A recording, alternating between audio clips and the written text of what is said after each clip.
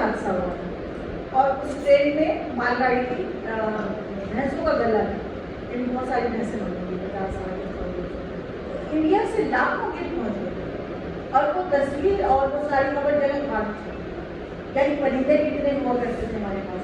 और अभी मैंने एक आर्टिकल लिखा था 3 साल पहले कि कराची जो एक हरारत का जजीरा कैसे बन गया, डीप आइलैंड इफेक्ट कैसे है, आपने इसको कंक्रीट का जंगल बना दिया। तो सबसे पहली फीमेल और बड़ी आर्किटेक्ट है पाकिस्तान की, मोहतरमा यास्मीन लावी, वो कहती है कि ये बड़ी बड़ी इमारतें जो है ये हमारा गुनाह है आर्किटेक्ट और बिल्डर्स का, हमने कराची का इन्वायरमेंट खूब तबाह किया। कोई दरख्त नहीं है, कोई खुले मुकाम नहीं है, बड़े बड़े सीमेंटेड स्ट्रक्चर है, काली सड़कें हैं, ये सब बीच जस्ट करते हैं। और जो शाम में यदि बीच बाहर इनको निकालने का वक्त आता है तो कोई जगह नहीं होती, सारी बिल्डिंगों की दरमियान की ईंटें मिलती है, वो इलाके जजीरे बन जाते हैं हरारत गर्मी के। 2015 में यही हुआ था। अभी भी आप उन इलाकों में चले जाए जो कुछ खुले ग्रीन लाइट बनी जैसे, वहाँ पर टेम्परेचर अलग होगा, यहाँ पर अलग होगा। कराची इतना बड़ा शहर है, इसमें बहुत से लोग काम कर रहे हैं अपने तौर पे भी, बहुत इलाकों के साथ साथ जैसे शहरों में बैठे हैं, यंगस्टर हैं, अपना काम कर रहे हैं। मैं अभी भी खुश हूँ। एक और मैं आपको कहानी का असल किस्सा सुना देती हूँ। हमको चिपको तहरीक की जरूरत है यहाँ।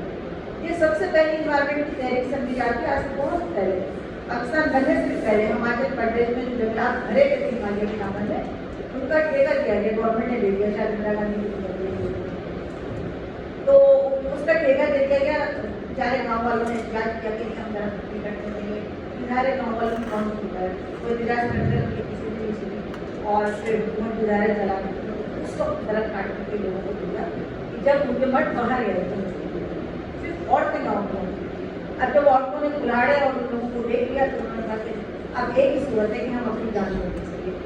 एक औरत एक दरख्त से निपट गई। अभी भी बताते हैं मुझे खुशी होती है, रोड पे खड़े हो रहे हर औरत उस दरख्त से निपट गई। उसने कहा पहले हमें काटो, चिपक गई उस दरख्त से, उसने कहा हमें काटो तो दरख्त कटे। उन सारे काटने वालों को कुल्हाड़ों समेत वापस जाना चाहिए। उन औरतों ने उनको मना किया।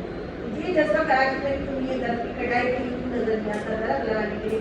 मैं खवातीन के लिए काम करती हूँ, मेरी एक और खवातीन सामने के लिए हम काम करते हैं अवेयरनेस का ट्रेनिंग का।